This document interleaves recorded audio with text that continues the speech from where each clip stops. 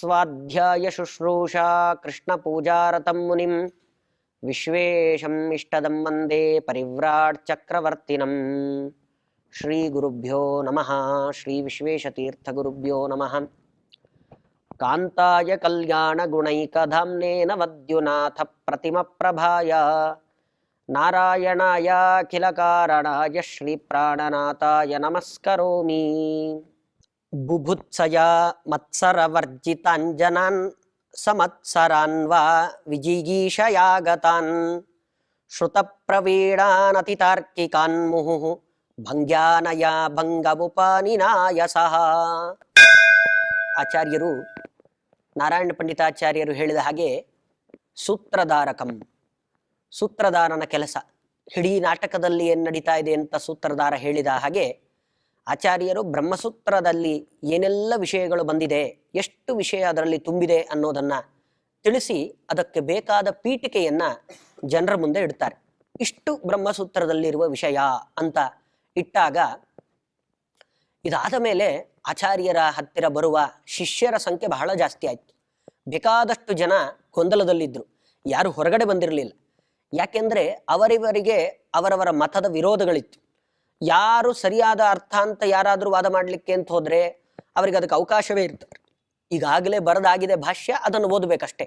ಅದರ ಮೇಲೆ ಪ್ರಶ್ನೆ ಮಾಡಿ ಅಲ್ಲ ನನಗೆ ಹಾಗೆ ಅನ್ನಿಸ್ತಾ ಇಲ್ಲ ಅಂತ ಯಾರಾದ್ರೂ ಪ್ರಶ್ನೆ ಮಾಡಿದರೆ ಅಂಥದ್ದೊಂದು ಅವಕಾಶವೇ ಇರಲಿಲ್ಲ ಅವರಿಗೆ. ಏನು ಬರೆದಿದ್ದಾರೆ ಅದು ಓದಬೇಕಷ್ಟೇ. ಒಂದು ಹಂತಕ್ಕೆ ಹೇಳಬೇಕು ಅಂತಾದ್ರೆ ಕೆಲವೊಂದು ಶಿಕ್ಷಣ ಹಾಗೆ ಆಗಿದೆ. ಅದು ಬರೆದಿದ್ದಾರೆ ಅದನ್ನು ಓದಿ, ಅದರಲ್ಲಿ ಸತ್ಯ ಸುಳ್ಳು ವಿಮರ್ಶೆ ಅದೆಲ್ಲ ಬೇಡ. ಅದು ಬರೆದಿದ್ದಾರೆ ಓದಬೇಕು ಅಷ್ಟೇ. ಬರ್ದಿದ್ರಲ್ಲಿ ನಿಜವಾದ ವಿಷಯ ಇದ್ರೆ ತಗೊಳ್ಳೋಣ. ಆದ್ರೆ ಬರ್ದಿದ್ದರ ಮೇಲೆ ಪ್ರಶ್ನೆ ಬಂದಾಗ ಅಲ್ಲ ಇದು ತಪ್ಪು ಕಾಣ್ತಾ ಇದೆ, ಬಹುಶಃ ಇದು ಈಗ ಇರ್ಬೋದೇನೋ ಅಂತ ಪ್ರಶ್ನೆ ಮಾಡೋದು ತಪ್ಪು ಅಂತಾದ್ರೆ ಆಗ ಜನರ ಮನಸ್ಸಿನಲ್ಲಿ ಆ ಬೇಸರ ಹಾಗೆ ಉಳಿಯತ್ತೆ. ಆದ್ರೆ ಏನು ಮಾಡ್ಲಿಕ್ಕೆ ಬರೋದಿಲ್ಲ. ದೊಡ್ಡವರು ಹೇಳ್ತಿದ್ದಾರೆ ಕೇಳಬೇಕು ಅಂತ ಸುಮ್ಮನೆ ಕೂತ ಜನರ ಸಂಖ್ಯೆ ಆಗಿನ ಕಾಲದಲ್ಲಿ ಬೇಕಾದಷ್ಟಿತ್ತು. ಏನು ಮಣಿಮಂತ ರಚನೆ ಮಾಡಿದ ಭಾಷ್ಯವನ್ನ ಅಧ್ಯಯನ ಮಾಡಿದ ಜನಗಳಿಗೆ ಮನಸ್ಸಿನಲ್ಲಿ ಬೇಕಾದಷ್ಟು ಗೊಂದಲ, ಸಾವಿರಾರು ಪ್ರಶ್ನೆಗಳು. ಆದ್ರೆ ಅದಕ್ಕೆ ಉತ್ತರವೂ ಇಲ್ಲ. ಹೋಗ್ಲಿ ಉತ್ತರ ಬೇಡ, ಇದು ಹೀಗಲ್ಲ ಹೀಗೆ ಅಂತ ವಿಮರ್ಶೆ ಮಾಡೋಣ ಅಂದ್ರೆ ಅದಕ್ಕೂ ಅವಕಾಶ ಇರಲಿಲ್ಲ. ಯಾವಾಗ ಮಧ್ವಾಚಾರ್ಯರು ಬಂದು ತಾವೊಂದು ಅರ್ಥ ಹೇಳಿ ಜನರಿಗೂ ಒಂದು ಮುಕ್ತ ಅವಕಾಶ ಕೊಟ್ರೋ, ಯಾಕಂದ್ರೆ ಜನರಿಗೆ ಒಂದು ಇಷ್ಟ ಆಗಬೇಕು ಅಂತಾದ್ರೆ ತಮಗೊಂದು ಅವಕಾಶ ಕೊಡಬೇಕು. ಕೊಟ್ಟು ತಮ್ಮಲ್ಲೂ ಪ್ರಶ್ನೆ ಮಾಡ್ಲಿಕ್ಕೆ ಒಂದು ಅವಕಾಶ ಕೊಟ್ಟಾಗ ಅವ್ರು ಕೇಳ್ತಾರೆ, ನಾವು ನಮ್ಮಲ್ಲಿ ಈ ಪ್ರಶ್ನೆ ಇದೆ ಅಂತ ಅವರು ಕೇಳಿದಾಗ ಅದಕ್ಕೂ ಸಮರ್ಪಕವಾದ ಉತ್ತರ ಕೊಟ್ಟು ಅವರ ಮನಸ್ಸಿಗೆ ಸರಿ ಅನಿಸಿದ್ರೆ ಹಾಗಾದ್ರೆ ಇವರ ಮಾತಲ್ಲಿ ಏನೋ ಅರ್ಥ ಇದೆ, ಅಲ್ಲಿ ಹೋಗೋಣ ಅಂತ ಅನ್ಸತ್ತೆ. ಈ ತರ ಆಚಾರ್ಯರ ಹತ್ತಿರ ಬರುವ ಜನರ ಸಂಖ್ಯೆ ಅದು ಬೇಕಾದಷ್ಟಾಯ್ತು. ಭುತ್ಸಯ ಮತ್ಸರ ವರ್ಜಿತಾಂಜನಾನ್, ಮತ್ಸರ ಇಲ್ಲ, ಮತ್ತೆ ಇದರಲ್ಲಿ ಒಳಗಡೆ ಯಾವ ದ್ವೇಷದ ಭಾವನೆ ಇಲ್ಲ. ತಮಗೆ ಅನ್ನಿಸಿ ಸರಿಯಾದ ಅರ್ಥವನ್ನು ಹೇಳ್ತಿದ್ದಾರೆ ಕೇಳಬೇಕು ಅಂತ ಆಸೆಯಿಂದ ಬೇಕಾದಷ್ಟು ಜನ ಬಂದರು. ಬರೀ ಒಂದೇ ತರ ಇರೋದಿಲ್ಲ, ಯಾವಾಗ್ಲೂ ಎರಡೆರಡು ತರ ಇದ್ದೇ ಇರ್ತಾರೆ ಜನರು ಅಂದಮೇಲೆ. ಅವರವರ ಮನಸ್ಸು ಅವರ ಬೇರೆ ಬೇರೆ ತರ ಇದ್ದೇ ಇರುತ್ತೆ. ಒಂದು ರೀತಿಯ ಜನ ವಿಷಯ ತಿಳ್ಕೊಳ್ಬೇಕು ಅಂತ ಆಚಾರ್ಯರ ಹತ್ತಿರ ಬರ್ತಾ ಇದ್ರೆ, ಇನ್ನೊಂದು ಬಗೆಯ ಜನ ಇದ್ರು, ಅವರು ಆಚಾರ್ಯರನ್ನ ಸೋಲಿಸಬೇಕು ಅಂತಲೇ ಬರ್ತಿದ್ರು. ಕೆಲವು ಜನ ವಿಷಯ ತಿಳ್ಕೊಳ್ಬೇಕು ಅಂತ ಬರುವ ಸಂಖ್ಯೆ ಎಷ್ಟಿತ್ತೋ ಅದರಷ್ಟೇ ಸಂಖ್ಯೆ ಆಚಾರ್ಯರನ್ನ ಸೋಲಿಸಬೇಕು ಅಂತಲೂ ಬರ್ತಾ ಇದ್ರು. ಎರಡಕ್ಕೂ ಆಚಾರ್ಯರು ಇಬ್ಬರನ್ನು ಸ್ವಾಗತಿಸ್ತಾ ಇದ್ರಂತೆ. ಯಾಕೆಂದ್ರೆ ಸಂಸ್ಕೃತದಲ್ಲಿ ಒಂದು ಮಾತಿದೆ, ಆಗತೆ ಸ್ವಾಗತಂ ಬ್ರೂಯಾತ್ ಗಚ್ಚಂತಂ ನನಿವಾರಯೇತ್. ಯಾರು ಬರ್ತೀವಿ ಅಂತ ಹೇಳ್ತಾರೋ ಅವರಿಗೆ ಮೊದಲು ಸ್ವಾಗತ ಕೊಡ್ಬೇಕು, ಬನ್ನಿ ಅಂತ ಹೇಳ್ಬೇಕು ಮೊದಲು. ನಾನು ಹೊರಡ್ತೀನಿ ಅಂದಾಗ ತಡಿಲಿಕ್ಕೆ ಹೋಗ್ಬಾರ್ದು. ಹೊರಡ್ತೀರಾ ಹೊರಡಿ, ಯಾವುದೇ ಬಲವಂತ ಇಲ್ಲ. ಆಗತೆ ಸ್ವಾಗತಂ ಬ್ರೂಯಾತ್. ಸಾವಿರಾರು ಜನ ವಿರೋಧ ಮಾಡ್ಲಿಕ್ಕೂ ಬರ್ತಾ ಇದ್ರು, ಸಾವಿರಾರು ಜನ ಈ ಸಿದ್ಧಾಂತವನ್ನ ಒಪ್ಪಿ ಇದರಂತೆ ನಡೆಯೋಣ ಅಂತಲೂ ಬರ್ತಾ ಇದ್ರು. ಇಬ್ಬರಿಗೂ ಆಚಾರ್ಯರು ಅವಕಾಶ ಕೊಡ್ತಾ ಇದ್ರು. ಇದನ್ನ ಸರಿಯಾಗಿ ಗಮನಿಸಬೇಕು. ಯಾಕೆಂದ್ರೆ ನಾನು ಹೇಳೋ ಮಾತನ್ನು ಕೇಳ್ತೀನಿ ಅಂತ ಬಂದಾಗ ಅದರಲ್ಲಿ ಆಸೆ ಆಗತ್ತೆ, ನಾನು ಹೇಳೋದು ಕೇಳಿಸ್ಕೊಳ್ತಿದ್ದಾರಪ್ಪ ಅಂತ. ಇಲ್ಲ ನೀನು ಹೇಳೋ ಮಾತಲ್ಲ ತಪ್ಪಿದೆ ಅಂತ ಹೇಳಲಿಕ್ಕೆ ಬಂದಾಗ ನೀನ್ ಬರಬೇಡ ಅಂತ ಹೇಳಿದ್ರೆ ಇವರಲ್ಲಿ ಪಾಂಡಿತ್ಯ ಇಲ್ಲ ಅನ್ನೋದು ಗೊತ್ತಾಗತ್ತೆ. ಆದ್ರೆ ಆಚಾರ್ಯರು ಆ ತರ ಇರಲಿಲ್ಲ. ಅವರ ಮಾತನ್ನ ಕೇಳೋವರಿಗೂ ಸ್ವಾಗತ ಮಾಡ್ತಾ ಇದ್ರು, ಯಾರು ಅವರ ಮಾತಿಗೆ ವಿರೋಧ ಮಾಡ್ತಿದ್ರು ಅವರನ್ನು ಸ್ವಾಗತಿಸ್ತಾ ಇದ್ರಂತೆ. ಬನ್ನಿ ಅಂತ, ನಿಮ್ಮಲ್ಲಿ ಏನು ವಿರೋಧ ಇದೆ ಅದನ್ನ ನನ್ನ ಮುಂದೆ ಹೇಳಿ, ನನ್ನ ಮಾತಲ್ಲಿ ಏನು ತಪ್ಪಿದೆ ಅದನ್ನ ಸಪ್ರಮಾಣಕವಾಗಿ ಖಂಡಿಸಿ, ನಾನು ಅದಕ್ಕೆ ಉತ್ತರ ಕೊಡ್ತೀನಿ. ಅದು ಸಮಂಜಸ ಅನ್ನಿಸ್ಲಿಲ್ಲ ಅಂತಾದ್ರೆ ನಾನು ಸೋಲೊಪ್ಕೊಳ್ಳಿಕ್ಕೂ ತಯಾರಿದ್ದೇನೆ, ಇಲ್ಲದೆ ಇದ್ರೆ ನಿಮ್ಮ ಸರದಿ ಅಂತ ಹೇಳ್ತಿದ್ರು. ಇದು ಆಚಾರ್ಯರಲ್ಲಿದ್ದ ವಿನಯ ಗುಣ. ಯಾಕೆಂದ್ರೆ ಎಲ್ಲಿ ವಿದ್ಯೆ ಇರತ್ತೋ ಅಲ್ಲಿ ವಿನಯ ಇರುತ್ತೆ. ವಿದ್ಯೆ ಇಲ್ಲದ ಕಡೆಯಲ್ಲಿ ನಾವು ವಿನಯವನ್ನು ಹುಡುಕ್ಲಿಕ್ಕೆ ಸಾಧ್ಯ ಇಲ್ಲ.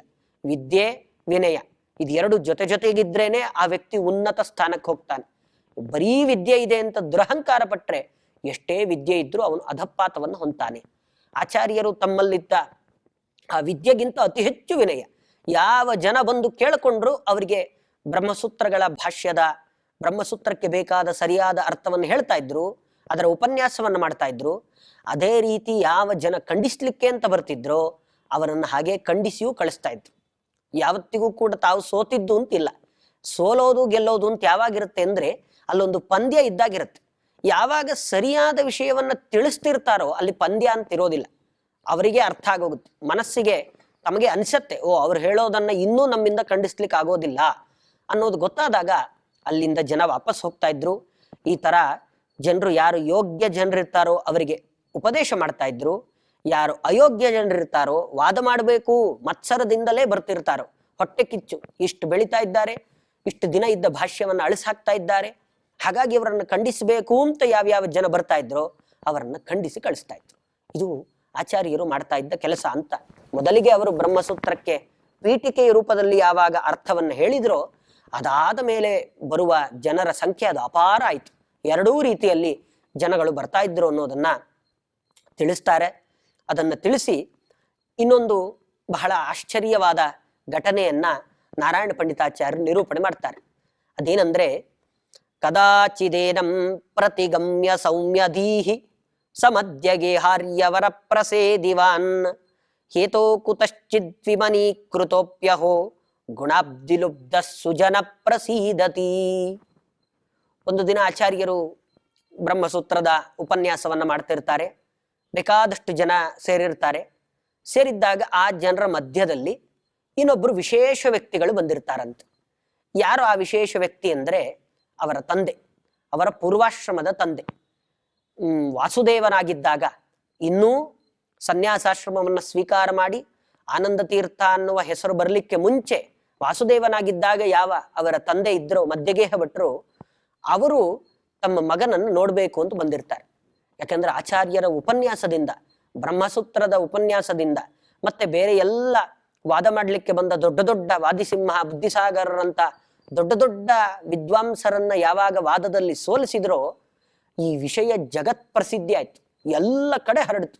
ಈ ತರ ಒಬ್ರು ಆನಂದ ತೀರ್ಥರು ಅಂತ ಬಂದಿದ್ದಾರೆ, ಅವರು ಎಲ್ಲ ಭಾಷ್ಯವನ್ನ ಮಣಿಮಂತ ರಚನೆ ಮಾಡಿರುವ ಏನು ಭಾಷ್ಯ ಇದೆ ಅದನ್ನ ಖಂಡಿಸ್ತಾ ಇದ್ದಾರೆ. ಬರೀ ಮಣಿಮಂತ ರಚನೆ ಮಾಡಿದ ಭಾಷ್ಯ ಅಷ್ಟೇ ಅಲ್ಲ, ಇನ್ನೂ ಅನೇಕ ಜನ ತಾರ್ಕಿಕರಿರ್ಬೋದು, ಮತ್ತಾರೆಲ್ಲ ಮತಾನುಯಾಯಿಗಳಿದ್ದಾರೋ ಅವರ ಎಲ್ಲ ಮತಗಳನ್ನ ತಗೊಂಡು ಬಂದು ಆಚಾರ್ಯರ ಮುಂದೆ ವಿಮರ್ಶೆ ಮಾಡಿದಾಗ ಅವರನ್ನ ಸೋಲಿಸಿ ಯಥಾರ್ಥವನ್ನ, ಯಾವುದು ಅರ್ಥ ಸರಿ ಇದೆ ಅದನ್ನ ತಿಳಿಸ್ತಾ ಇದ್ದಾರೆ ಅನ್ನೋ ವಿಷಯ ಎಲ್ಲ ಕಡೆ ಗೊತ್ತಾಗತ್ತೆ. ಅವಾಗ ಬರುವ ಜನರ ಸಂಖ್ಯೆ ಜಾಸ್ತಿ ಆಗುತ್ತೆ. ಈ ವಿಷಯ ಎಲ್ಲ ಕಡೆ ಗೊತ್ತಾಗಿ ಗೊತ್ತಾಗಿ ಗೊತ್ತಾಗಿ ಅವರ ತಂದೆಯ ಕಿವಿಗೂ ಕೂಡ ಈ ವಿಷಯ ಬೀಳುತ್ತೆ. ಯಾಕೆಂದ್ರೆ ಆಗಿನ ಕಾಲದಲ್ಲಿ ಯಾವ ಯಂತ್ರೋಪಕರಣಗಳು ಇರಲಿಲ್ಲ, ಬೇಗ ವಿಷಯ ಮುಟ್ಟಿದ್ದು ಅಂತಿಲ್ಲ, ಹತ್ತಿರದಲ್ಲೇ ಇದ್ದಿದ್ದು ಪಾಜಕ ಅನಂತೇಶ್ವರದಲ್ಲಿ. ಆದ್ರೆ ಅವರ ತಂದೆಗೆ ವಿಷಯ ಮುಟ್ಟಬೇಕಾದ್ರೆ ಇಷ್ಟೆಲ್ಲ ವಾದ ಪ್ರಕ್ರಿಯೆಗಳು ನಡೆದು ಎಷ್ಟೋ ಜನ ಪಂಡಿತರು ಆಗಲೇ ಆಚಾರ್ಯರ ಹತ್ರ ಬಂದು ಸೋತ ಆಗೋಗಿತ್ತು. ಆಮೇಲೆ ಅವರ ತಂದೆಗೆ ಈ ವಿಷಯ ಗೊತ್ತಾಗತ್ತೆ, ಬಹಳ ಸಂತೋಷ ಆಗತ್ತೆ. ಯಾಕೆಂದ್ರೆ ಸರಿಯಾದ ಅರ್ಥ ಗೊತ್ತಾಗದೆ ನೊಂದುಕೊಂಡ ಸಜ್ಜನರ ಗುಂಪಲ್ಲಿ ಅವರ ತಂದೆನೂ ಒಬ್ಬರು. ಅವರೂ ಈ ಕಷ್ಟವನ್ನು ಪಡ್ತಾ ಇದ್ದವ್ರೆ. ಅವರು ಅದಕ್ಕೋಸ್ಕರವೇ ಹಿಂದೆ ಹೇಳಿದ ಹಾಗೆ ದೊಡ್ಡ ಸೇವೆಯನ್ನು ಮಾಡ್ತಾರೆ. ನನಗೆ ಒಳ್ಳೆ ಬ್ರಹ್ಮಸೂತ್ರಗಳಿಗೆ ಪರಮಾತ್ಮನನ್ನ ನಿಜವಾಗಲೂ ತಿಳಿಸುವ ಒಬ್ಬ ಮಗ ಬೇಕು ಅನ್ನೋ ಉದ್ದೇಶದಿಂದಲೇ ಹಿಂದವರೊಂದು ತಪಸ್ಸನ್ನು ಮಾಡಿರ್ತಾರೆ. ಆ ಎಲ್ಲದಕ್ಕೂ ಉತ್ತರ ಸಿಕ್ತು ಅನ್ನುವ ಸಂತೋಷ ಅವರಿಗೆ. ಆದ್ರೆ ಇಷ್ಟು ದಿನ ನೋಡ್ಲಿಕ್ಕೆ ಬಂದಿರಲಿಲ್ಲ, ಈಗ ಬಂದಿದ್ದಾರಲ್ಲ ಅಂದ್ರೆ ಅದನ್ನ ಅವ್ರು ಹೇಳ್ತಾರೆ. ಹಿಂದೆ ಒಂದು ಚಿಕ್ಕದಾಗಿ ಒಂದು ಗಲಾಟೆ ಆಗಿರುತ್ತೆ. ಮಗ ಸನ್ಯಾಸಾಶ್ರಮ ಸ್ವೀಕಾರ ಮಾಡಬೇಕು ಅಂದಾಗ ತಂದೆಗೆ ಅದಿಷ್ಟ ಇರೋದಿಲ್ಲ, ನೀನ್ ಸನ್ಯಾಸಾಶ್ರಮ ಸ್ವೀಕಾರ ಮಾಡಬಾರದು ಅಂತ ಕೂತಿರ್ತಾರೆ. ಅವಾಗ ಇಲ್ಲ ನಾನು, ಯಾಕೆಂದ್ರೆ ಯದಾ ವಿರಕ್ತ ಪುರುಷ ಪ್ರಜಾಯತೆ ತದೈವ ಸನ್ಯಾಸ ವಿಧಿಶ್ರುತೌ ಶ್ರುತಃ ಅಂತ. ವೈರಾಗ್ಯ ಬಂದ್ರೆ ಸನ್ಯಾಸಾಶ್ರಮ ಸ್ವೀಕಾರ ಮಾಡಬೇಕು, ವೈರಾಗ್ಯ ಇಲ್ಲದೆ ಬೇರೆ ಏನೇನೋ ಕಾರಣಕ್ಕೋಸ್ಕರ ಸನ್ಯಾಸಾಶ್ರಮವನ್ನು ಸ್ವೀಕಾರ ಮಾಡುವ ಹಾಗಿಲ್ಲ. ಅದಕ್ಕೆ ಆಚಾರ್ಯರು ಇದೇ ಉತ್ತರ ಕೊಡ್ತಾರೆ, ನನಗೆ ವೈರಾಗ್ಯ ಬಂದಿದೆ, ನಾನು ಸನ್ಯಾಸಾಶ್ರಮ ಸ್ವೀಕಾರ ಮಾಡ್ತೀನಿ ಅಂತ. ಅವರು ಬೇಡ ಅಂತ ಕೂತ್ಕೊಳ್ತಾರೆ. ಹೀಗೆ ತಂದೆ ಮಗನ ಮಧ್ಯದಲ್ಲಿ ಒಂದಿಷ್ಟು ವೈಮನಸ್ತಾಪ ಬಂದು ಅವಾಗ ಅವ್ರು ಹೇಳಿರ್ತಾರೆ, ನಾನಂತೂ ನಿನ್ನ ಮುಖ ನೋಡ್ಲಿಕ್ಕೂ ಬರೋದಿಲ್ಲ ಅಂತ ಹೇಳಿ ಕಳಿಸಿರ್ತಾರೆ. ತೊಂದರೆ ಇಲ್ಲ, ನನಗೆ ವೈರಾಗ್ಯ ಬಂದ ಮೇಲೆ ನಾನು ಮಗನಾಗೇ ಉಳ್ಕೊಂಡು ಇರೋದು ಕಷ್ಟ ಅಂತ ಇವರು ಕೂಡ ಸನ್ಯಾಸಾಶ್ರಮ ಸ್ವೀಕಾರ ಮಾಡಿರ್ತಾರೆ. ಇದು ತಂದೆ ಮಕ್ಕಳ ಮಧ್ಯದಲ್ಲಿ ಇಂಥದ್ದೊಂದು ವಿರಸ ಇರುತ್ತೆ. ಅದಕ್ಕೋಸ್ಕರ ಅವರು ನೋಡ್ಲಿಕ್ಕೆ ಬಂದಿರೋದೇ ಇಲ್ಲ. ಆದರೆ ಯಾವಾಗ ಬ್ರಹ್ಮಸೂತ್ರಗಳಿಗೆ ಉತ್ತಮವಾದ ಅರ್ಥವನ್ನ ಹೇಳಲಿಕ್ಕೆ ಪ್ರಾರಂಭ ಮಾಡ್ತಾರೋ ಅವಾಗ ಅವರ ಮನಸ್ಸಿಗೆ ತಡ್ಕೊಳ್ಳಿಕ್ಕಾಗೋದಿಲ್ಲ. ಅದನ್ನು ಒಳ್ಳೆ ಮಾತು ನಾರಾಯಣ ಪಂಡಿತಾಚಾರ್ಯ ಬಾಯಲ್ಲಿ ಕೇಳೋದಾದ್ರೆ, ಗುಣಾಬ್ಧಿಲುಬ್ಧ ಸುಜನ ಪ್ರಸೀದತಿ. ಈ ಮಾತಿನಿಂದ ಮಧ್ಯಗೇಹ ಭಟ್ಟರು ಎಂಥವರು ಅಂತ ತೋರಿಸ್ಕೊಟ್ಬಿಡ್ತಾರೆ. ಗುಣಾಬ್ಧಿಲುಬ್ಧ ನೋಡಿ, ಯಾರಿಗೆ ಗುಣದಲ್ಲಿ ಲೋಭ ಇರುತ್ತೋ, ಒಳ್ಳೆ ಗುಣ ಯಾರತ್ರ ಇರುತ್ತೋ ಅಂಥವರ ಸಂಪರ್ಕ ನಮಗೆ ಯಾವಾಗಲೂ ಬೇಕು ಅಂತ ಯಾರ ಮನಸ್ಸು ಕಾಯ್ತಾ ಇರುತ್ತೋ ಅವರ ಹತ್ರ ಕೋಪ ತುಂಬಾ ಉಳಿಯೋದೇ ಇಲ್ಲ, ಬೇಗ ಹೊರಟೋಗತ್ತೆ. ಅದನ್ನೂ ಹೇಳ್ತಾರೆ. ಏನಂದ್ರೆ, ಉತ್ತಮರ ಕೋಪ ಅದು ಕ್ಷಣ ಮಾತ್ರ ಇರುತ್ತಂತೆ, ಒಂದು ಕ್ಷಣ ಇರುತ್ತೆ. ಈ ಕ್ಷಣದಲ್ಲಿ ಕೋಪ ಮಾಡ್ಕೊಳ್ತಾರೆ, ಬಿಟ್ಬಿಡ್ತಾರೆ, ಮತ್ತೆ ಆ ವಿಷಯದ ಮೇಲೆ ಕೋಪ ಮಾಡ್ಕೊಳ್ಳೋದು ಅಂತಿಲ್ಲ. ಮಧ್ಯಮ ವರ್ಗದ ಜನ ಇರ್ತಾರೆ, ಮಧ್ಯಮ ಕೋಪ ಮಾಡ್ಕೊಳ್ಳೋರು ಅಂತ. ಆ ಮಧ್ಯಮ ಕೋಪ ಮಾಡ್ಕೊಳ್ಳೋರು ಕೋಪ ಆ ದಿನಪೂರ್ತಿ ಇರುತ್ತಂತೆ. ಇವತ್ತು ಬೈದ್ರೆ ನಾಳೆ ಬೆಳಗ್ಗಾಗೋ ತನಕ ಆ ಕೋಪ ಸರಿ ಹೋಗೋದಿಲ್ಲ ಅವ್ರಿಗೆ. ರಾತ್ರಿ ಎಲ್ಲ ಹಾಗೆ ಇರುತ್ತೆ. ಬೆಳಗ್ಗೆ ಎದ್ದು ಮತ್ತೆ ಸ್ನಾನ ಸಂಧ್ಯಾ ವಂದನೆಲ್ಲ ಮುಗಿಸಿದ ಮೇಲೆ ಆ ಕೋಪ ಹೊರಟೋಗುತ್ತೆ. ಅವರು ಬೆಳಗ್ಗೆ ಮತ್ತೆ ಕೆಲಸಕ್ಕೆ ಪ್ರಾರಂಭ ಮಾಡಿದ ಮೇಲೆ ಹಿಂದಿನ ದಿನದ ಕೋಪ ಮರ್ತೋಗುತ್ತೆ. ಇದು ಮಧ್ಯಮ ಕೋಪ. ಇನ್ನು ಅಧಮ ಕೋಪ ಅಂತ ಇರುತ್ತೆ. ಈ ಅಧಮ ಕೋಪ ಹೇಗೆ ಅಂದ್ರೆ, ಒಂದು ವರ್ಷ ಇರುತ್ತದು. ಈ ವರ್ಷ ಯುಗಾದಿಗೆ ಪ್ರಾರಂಭ ಆದ್ರೆ ಕೋಪ ಮುಂದಿನ ವರ್ಷದ ಯುಗಾದಿ ತನಕವೂ ಆ ಕೋಪ ಮುಂದುವರ್ಸ್ಕೊಂಡು ಹೋಗುತ್ತೆ. ಇನ್ನು ಅಧಮಾಧಮರು ಅಂತ ಇರ್ತಾರೆ. ಅವರ ಕೋಪ ಹೇಗೆ ಅಂದ್ರೆ, ಒಬ್ಬ ವ್ಯಕ್ತಿ ಮೇಲೆ ಕೋಪ ಮಾಡ್ಕೊಂಡ್ರೆ ಸಾಯೋ ತನಕ ಆ ಕೋಪ ಬಿಡೋದೇ ಇಲ್ಲ. ಇದು ಅಧಮಾಧಮ ಕೋಪ ಅಂತ ಕೋಪದಲ್ಲೇ ಒಂದು 3-4 ಪ್ರಭೇದಗಳನ್ನು ಹೇಳ್ತಾರೆ. ಆ ತರ ಮಧ್ಯಗೇಹ ಭಟ್ಟರ ಕೋಪ ಅದು ಕ್ಷಣ ಮಾತ್ರದ ಕೋಪ. ಯಾಕೆಂದ್ರೆ ಅವರು ಮಹಾ ಸಜ್ಜನರು. ಅವ್ರು ಮಾಡ್ಕೊಂಡ ಕೋಪ ಎಷ್ಟೊತ್ತು ಅಂದ್ರೆ ಕ್ಷಣ. ಮಗ ಸನ್ಯಾಸಾಶ್ರಮ ತಗೊಳ್ತಿದ್ದಾನೆ ಅಂತ ಬೇಜಾರಾಯ್ತು, ಮಗ ಸನ್ಯಾಸಾಶ್ರಮ ಸ್ವೀಕಾರ ಮಾಡಿದ್ಮೇಲೆ ಆ ಕೋಪ ಹೊರಟೋಗಿತ್ತು. ಆದ್ರೆ ಅವನನ್ನ ಬಂದು ನೋಡುವ ಪ್ರಸಂಗ ಇನ್ನೂ ಬಂದಿರಲಿಲ್ಲ. ಆದ್ರೆ ಯಾವಾಗ ಬ್ರಹ್ಮಸೂತ್ರಗಳಿಗೆ ಒಳ್ಳೆಯ ಅರ್ಥವನ್ನ ಹೇಳಲಿಕ್ಕೆ ಪ್ರಾರಂಭ ಮಾಡಿಬಿಟ್ರೋ ಅವರ ಮನಸ್ಸು ತಡ್ಕೊಳ್ಳೇ ಇಲ್ಲ.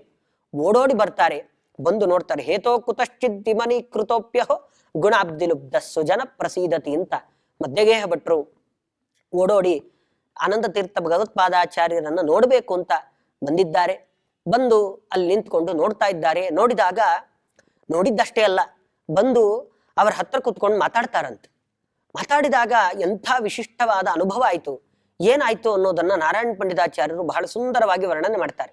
ಆಚಾರ್ಯರ ಮುಂದೆ ಬಂದು ಕುತ್ಕೊಂಡಾಗ ಅವರು ಕುತ್ಕೊಂಡ ತಕ್ಷಣ ಅವರು ತೇಜೋಮೃತಂ ನಂದನ ಗಾತ್ರ ಪಾತ್ರಗಂ ನೇತ್ರಾಂಜಲಿಭ್ಯಾಂ ಅಪಿಬತ್ ಸದಾವ್ಯಯಂ ವಿದ್ಯಾಸುಧಾಂ ಚಾಸ್ಯ ವಚೋ ಮಹಾಘಟೆ ಪೂರ್ಣಾಮಸೌ ಕರ್ಣಪುಟೇನ ಪಂಡಿತಃ.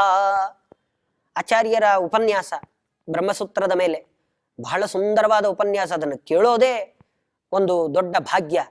ಅದರಲ್ಲೂ ಇವರಿಗೆ ತಮ್ಮ ಮಗ ಸನ್ಯಾಸಾಶ್ರಮ ಸ್ವೀಕಾರ ಮಾಡಿದ್ದಷ್ಟೇ ಅಲ್ಲದೆ ಸಾವಿರಾರು ಜನ ಸಜ್ಜನರಿಗೆ ದೊಡ್ಡ ಭಾಗ್ಯವನ್ನ ಕೊಡ್ತಿದ್ದಾನೆ ಎನ್ನುವ ಆನಂದ. ಈ ಎಲ್ಲ ಆನಂದದಿಂದ ತುಂಬಿಕೊಂಡು ಬಂದು ಆನಂದ ತೀರ್ಥರ ಉಪನ್ಯಾಸವನ್ನ ಕೇಳ್ತಾ ಕೂತಿರ್ತಾರೆ. ಆ ಕೇಳೋ ಬಗೆ ಹೇಗೆ ಅನ್ನೋದನ್ನ ಚಮತ್ಕಾರವಾಗಿ ಹೇಳ್ತಾರೆ ಅವರು. ತೇಜೋಮೃತಂ ನಂದನ ಗಾತ್ರ ಪಾತ್ರಗಂ ನೇತ್ರಾಂಜಲಿಭ್ಯಾಂ ಅಪಿಬತ್ ಸದಾವ್ಯಯಂ. ಆ ಆನಂದ ತೀರ್ಥರ ಅವರ ತಲೆಯಲ್ಲಿ ಅಮೃತವೇ ತುಂಬಿಕೊಂಡಿದೆ. ಪೂರ್ತಿ ಅಮೃತ ತುಂಬಿದ ಕಳಶ ಅದು ಆನಂದ ತೀರ್ಥರ ಭಗವತ್ಪಾದಾಚಾರ್ಯರ ತಲೆ ಅಂದ್ರೆ ಅದು ಮತ್ತೇನೂ ಅಲ್ಲ, ಅದು ಅಮೃತ ತುಂಬಿದ ಕಳಶ. ಅದು ಆ ಅಮೃತ ತುಂಬಿದ ಕಳಶದಿಂದ ಅವರು ಹೇಳುವ ಒಂದೊಂದು ಮಾತು ಅಂದ್ರೆ ಅದು ಅಮೃತದ ಬಿಂದುಗಳೇ, ಎಲ್ಲ ಅಮೃತವೇ. ಆ ಅಮೃತವನ್ನ ತಾವು ಕಣ್ಣಿಂದ ಪೂರ್ತಿಯಾಗಿ ಸವಿತಾ ಇದ್ರಂತೆ. ತಮ್ಮ ಕಿವಿ ಕಣ್ಣು ಎಲ್ಲಿಂದ ಸಾಧ್ಯವೋ ಅಷ್ಟು ತುಂಬಿಸಿಕೊಳ್ಳೋಣ ಅಂತ. ಆನಂದ ಅವರು ಸನ್ಯಾಸಾಶ್ರಮ ಸ್ವೀಕಾರ ಮಾಡಿದ ಮೇಲೆ ಅವರ ಕಾಂತಿ, ಆ ಕಾಂತಿ ಅದ್ಭುತವಾದ ಕಾಂತಿ, ಅದನ್ನ ತಮ್ಮ ಕಣ್ಣಿಂದ ತುಂಬಿಕೊಳ್ತಾ ಇದ್ದಾರೆ. ಅದು ಒಂದು ಕಣ್ಣಿಂದ ತುಂಬಿಕೊಳ್ಳೋದು ಒಂದಾದ್ರೆ ಇನ್ನು ಕಿವಿಯಿಂದ ತುಂಬಿಕೊಳ್ಳಿಕ್ಕೆ ಅವರ ವಿಷಯ. ಬ್ರಹ್ಮಸೂತ್ರಗಳಿಗೆ ತಾವು ಹೇಳುವ ಏನೆಲ್ಲ ಅರ್ಥ ಇದೆ ಅದನ್ನ ಕಿವಿಯಿಂದ ತುಂಬಿಕೊಳ್ತಾ ಇದ್ದಾರೆ. ಅದನ್ನ ಪೂರ್ತಿಯಾಗಿ ತುಂಬಿಕೊಂಡು ವಿದ್ಯಾಸುಧಾಂ ಚಾಸ್ಯ ವಚೋ ಮಹಾಘಟೆ ಪೂರ್ಣಾಮಸೌ ಕರ್ಣಪುಟೇನ ಪಂಡಿತಃ ಅಂತ ಅದನ್ನ ಬಹಳ ಚೆನ್ನಾಗಿ ಹೇಳ್ತಾರೆ. ಕಣ್ಣಿಂದ ಕಿವಿಯಿಂದ ಎಷ್ಟೆಷ್ಟು ಸಾಧ್ಯವಷ್ಟು ಹೀರ್ತಾ ಇದ್ದಾರಂತೆ ಅಂತ. ಒಂದು ಮಿಂಚು ಹುಳ ಅಂತ ತಾನು ಬೆಳಗಬೇಕಾದ್ರೆ ಮುಂಚೆ ಬೆಳಗ್ಗೆ ಪೂರ್ತಿ ಸೂರ್ಯನ ಕಿರಣವನ್ನ ಪೂರ್ತಿಯಾಗಿ ತಾನು ತಗೊಳುತ್ತೆ. ರಾತ್ರಿ ಆಮೇಲೆ ಅದೇ ಮಿನುಗನ್ನ ಹೊರಗಡೆ ಕೊಡುತ್ತೆ. ಒಂದು ಸೋಲಾರ್ ಕೇಳ್ತೀವಲ್ಲ, ಅದು ಎಷ್ಟು ಸಾಧ್ಯವೋ ಬೆಳಗ್ಗೆ ಅಷ್ಟು ಸೂರ್ಯನ ಶಕ್ತಿಯನ್ನು ತಗೊಂಡು ರಾತ್ರಿ ಇಡೀ ಬೆಳಕನ್ನ ಕೊಡ್ಲಿಕ್ಕೆ ಪ್ರಾರಂಭ ಮಾಡುತ್ತೆ.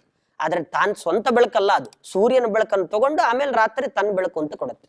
ಆತರ ಇಲ್ಲಿ ಮಧ್ಯಗೇಹ ಭಟ್ರು ಆನಂದ ತೀರ್ಥ ಭಗವತ್ಪಾದಾಚಾರ್ಯರ ಬಾಯಿಂದ ಬರುವ ಅಮೃತದ ವಾಣಿ ಏನ ಆ ಬ್ರಹ್ಮಸೂತ್ರಗಳಿಗೆ ಸುಂದರವಾದ ಅರ್ಥ ಇದೆ, ಅದನ್ನ ಹಿಡಿಯಾಗಿ ತುಂಬಿಕೊಂಡು ಕಿವಿಯಲ್ಲಿ ತುಂಬಿಸಿಕೊಳ್ತಾ ಇದ್ದಾರೆ. ಅವರ ಶರೀರ ಕಾಂತಿಯನ್ನ, ಎಂತಹ ತೇಜಸ್ಸಿದೆ ಅದನ್ನು ಖಂಡಿತ ತುಂಬಿಸ್ಕೊಳ್ತಾ ಇದ್ದಾರೆ. ಈ ತರ ಬಂದ ಮಧ್ಯಗೇಹ ಭಟ್ಟರು ಸಂಪೂರ್ಣವಾಗಿ ಬಂದು ಅವರ ದರ್ಶನವನ್ನ ಸಾರ್ಥಕಪಡಿಸಿಕೊಂಡ್ರು ಅಂತ ಹೇಳ್ತಾ ನನ್ನ ಮಾತನ್ನು ಮುಗಿಸ್ತೇನೆ. ಕೃಷ್ಣಾರ್ಪಣಮಸ್ತು.